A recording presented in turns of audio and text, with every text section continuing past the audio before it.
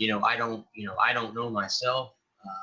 But I'm asking all the Cowboy fans out there because, you guys are you're the ones who, it's up to you, moving forward, what's going to happen and all that stuff. So, Rick, I apologize. I don't hear anything on my end where my computer or my phone is chirping. So I can't hear. I don't know. I'm trying to get everything perfect here. I don't hear anything on my end that my camera or my phone is chirping at me. So I do apologize for that. I apologize if you guys hear a chirp or anything out there. What you did for Bill? No, he's on the yeah. Very good point there, Aaron. Very good point. Yeah. Well, I mean, that's exactly right. I mean, so if you hold out, now you're going to the New York Jets. Now, are they going to win anything? No. My opinion, no. No one in the NFL literally cared at all when Bell just, yeah. Well, I mean, and then if you think about it, I think I read an article the other day where he by him sitting out, he gave up $14 million. So, I mean, I don't know me. I mean, hell, I'd sign a contract tomorrow if I could get paid $14 million. I mean, I'd sign up. I mean, I'm not going to sit my butt out. I'm going to play. I get $14 million more than what I signed for. There's no problem with that.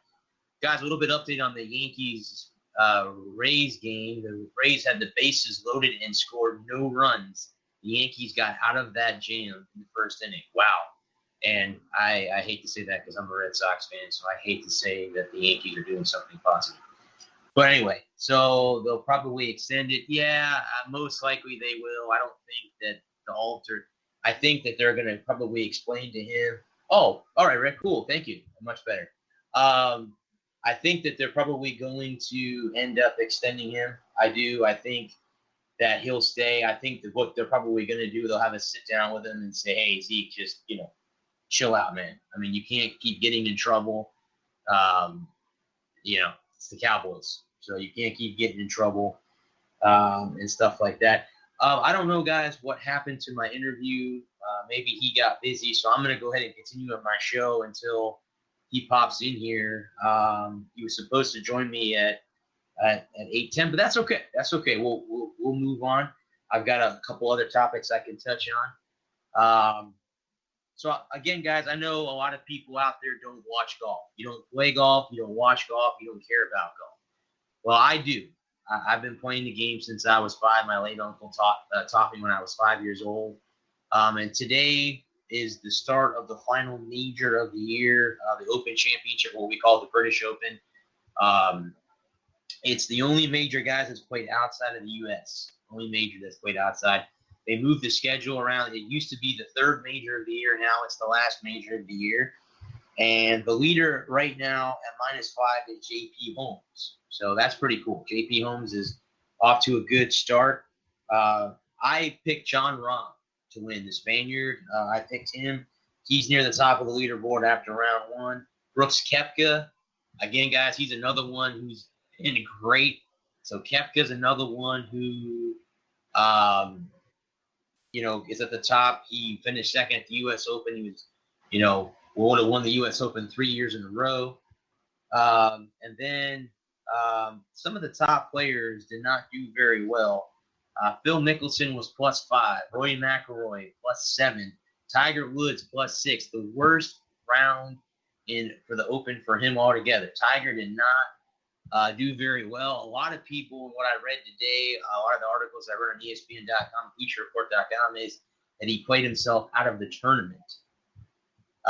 So I don't know what happened with that, but it's kind of interesting to say the least that and then during the post-game press conference that he had, he said that he's not 24 anymore. So that's interesting enough to say that he he's not young anymore, and he admitted it. He admitted it that he's not young anymore. So I mean, don't expect. if you read, I read an article earlier this week that the Masters took a lot out of him. That Masters win earlier in April took a lot out of him, and I don't know if that has something to do with it moving forward. But you can't really expect a lot out of him again, guys. They're playing in Ireland, where the rough is, deep. The wind always plays a factor over there. I personally have never played overseas myself, but I would like to go there and try it out. St. Andrews is definitely on my bucket list to go over and play the old course there. The course that they're playing on now was built in the 1800s, so the golf course is, very old. So they keep it in good shape. It's on the rotation for the British Open, so they really honestly, they rotate the golf course like they do the U.S. Open, like they do the PGA. They rotate them. The Masters is the only one, guys, that stays stationary at Augusta. That'll never change. Don't expect that to change. That tournament is prestigious major of the year. April rolls around the corner, the flowers start to bloom, the green begins, and then you see the Masters come up, and of course the champion gets the green jacket. That was always my uncle's favorite major of the year to watch, and the year that he passed away, that's what kind of got me to get back on the golf course, was to watch the Masters at home for him, and it got me to get back on the golf course because for him, I thought, that would be great to see, and I got back on the golf course, and I got to play a little bit, not as much as I used to. I still have a decent swing. I still like to get out and play as much as I can, but I don't get to play as often as I did. Rick will know I played in a golf tournament not too long ago with him, and that crew was pretty cool. I'm really glad that I took the chance of going and doing that tournament. I hope they have one coming up soon too. But that was a pretty fun tournament that they threw. Let me go ahead, guys, because I'm going to go ahead and get into the Tyler Skaggs thing. If you guys don't know who Tyler Skaggs is, he was a pitcher for the Los Angeles Angels of Anaheim, and they were in Texas a couple weeks ago playing the Texas Rangers, and he was found dead in his hotel room. They don't know what happened. They don't know if they still to this day don't know if it was suicide or if something had happened to him. But guys, he was only 28 years old. So, I mean, let me send a message out there to you guys. Don't take life for granted, because none of us are guaranteed tomorrow. I mean, so, if you got an opportunity, if you have a loved one, if you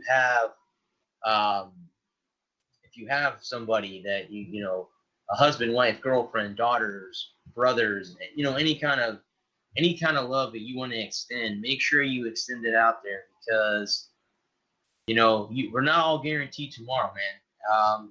It was a pretty good tribute for him. If you guys didn't get a chance to see it, it was last Saturday, the 15th, or sorry, the 13th. The funny thing about that, guys, is they all wore. There you go, Jesse. Yes, and I want to thank her personally, and everyone out there, as I do at the end of my show.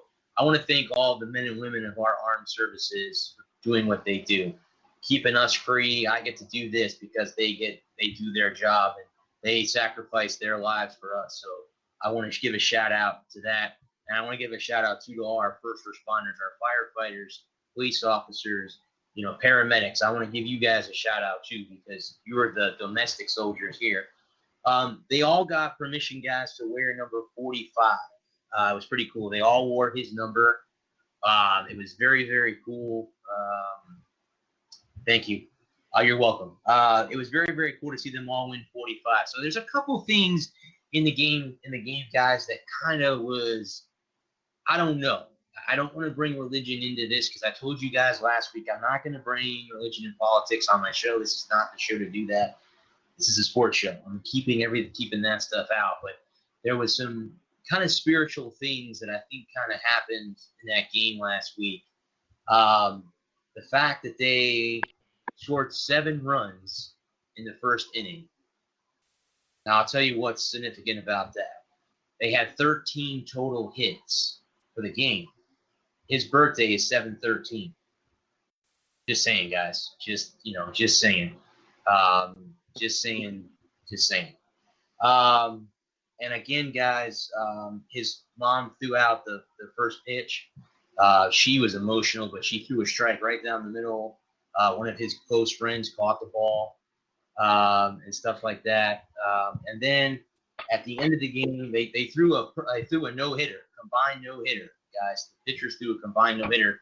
And as a pitcher, either a perfect, and they were only one walk away from a perfect game. So that was how close that was. That would have been outstanding to see them throw a perfect game. That would have been quite interesting to do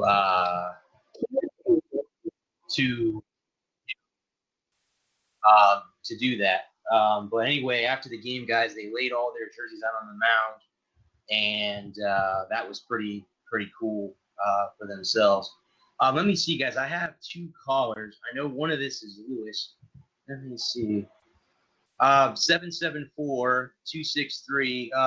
This is the Walker Report. How are you doing this evening? Oh, good. I thought you were going to give out my phone number there for a second. No. How are you, man? Sorry I called in a little late. I got a little tied up. No, that's okay, Mr. Donovan. That's fine, sir. No problem. How are you this evening? I'm well. Good. Thank you again for joining me and taking time to talk to me. Sure, absolutely, anytime, man. So let me ask you. I appreciate the message that you sent me earlier not to send the questions. So I did come up with a couple questions that I didn't send you. So I hope you don't mind me asking questions. No, not at all. Okay. The questions that I came up with outside of the ones just recently, what can the Rays do to retaliate against CC Sabathia? Well, I mean, it's not the National League, unfortunately, right? So they can't really get a chance to retaliate against CC Sabathia. But you know what? It's such a young team, the Rays are, that I don't really want them getting caught up in all that. Sabathia is a pain in the ass. I don't really understand what his deal is. Like, you're a veteran in this league. You shouldn't be jawing at a group of kids. But at the end of the day, I want this team to stay focused on trying to win and, stay in the playoff race and not how to get back at a guy who's been there and done that and, doesn't really have to worry about it. Gotcha. Okay. So do you think this team has a chance of making a run at the World Series? Well, sure. You get in the playoffs, you've got a shot, right? And if you think about the fact that Blake Snell hasn't really been the kind of pitcher he was a year ago, and McKay is just kind of getting here and getting his feet wet. If those two guys are significantly better pitchers heading into the playoffs than they are today, and Charlie Morton just keeps on being Charlie Morton, something we talked about today on our show. At the end of the day, this is a team that's going to head. If they get into the playoffs, they're going to get into the playoffs with a really good pitching staff. And whenever you have that, you have a shot. And at the end of the day, you get in the dance, you got a shot. We've seen the best teams in sports, head into the playoffs and lose to teams that look like they had no shot in every single sport. So you get in, you got a shot, and this team's got a real shot to get in. And again, I'm not a Rays fan, but I agree with you. I agree with you tenfold. And, me personally, I grew up here, so I'm a native, one of the rare natives of the state of Florida, and I've got to watch the Rays from the beginning until now. So you guys are like endangered species. How the hell are you not a Rays fan if you've been here the whole time, my friend? Well, okay, that's the question I get all the time, and I'm going to go ahead and say this. When I became a baseball fan, it was in the early 90s, and it was before the Rays became a team. And at the time, everybody was cheering for the New York Yankees. So at the time, I cheered for the underdog. Well, the underdog at that time was the Boston Red Sox, and they're not an underdog anymore. Oh, boy. So now, and trust me, Mr. Donovan, I get all kinds of crap because I'm not a typical Red Sox fan. I'm not going to go to Tropicana Field and sit there in the stands and say I have 8 World Series rings and you have none. I respect Rays fans. They have a young fan base. I hope to hell to God that Sternberg doesn't do something stupid and move this team out of here. That whole crap with the Montreal move is dumb, in my opinion. I don't think that's going to work. I don't think the MLB Players Association is going to